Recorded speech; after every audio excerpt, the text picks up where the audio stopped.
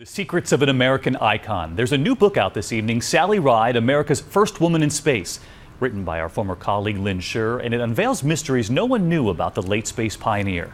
Here's ABC's Dan Harris. Liftoff of STS-7 and America's first woman astronaut. Sally Ride, the exuberant young physicist. It sure is fun. Who in 1983 became the country's first female in space. And I'm enjoying some chocolate milk after running on the treadmill.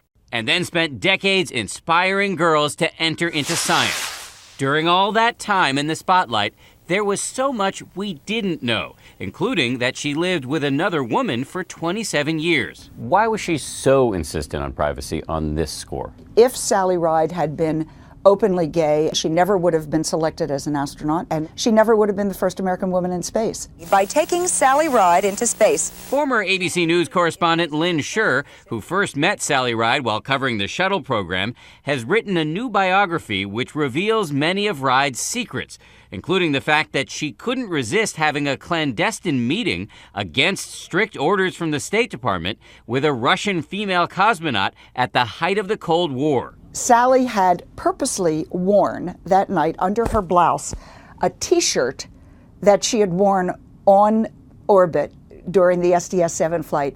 And she said to Svetlana, "I'd like to give you this." She said, "Oh, I'd love that." And later, during the investigation into the Challenger explosion, it was Ride who acquired and then leaked a key document showing that NASA management had prior knowledge of the faulty equipment believed to have led to the disaster. What do you conclude based on all of these surprising things you learned about her? She was the person I thought she was, but she was much more. A public life that tonight has so many more private layers. Dan Harris, ABC News, New York.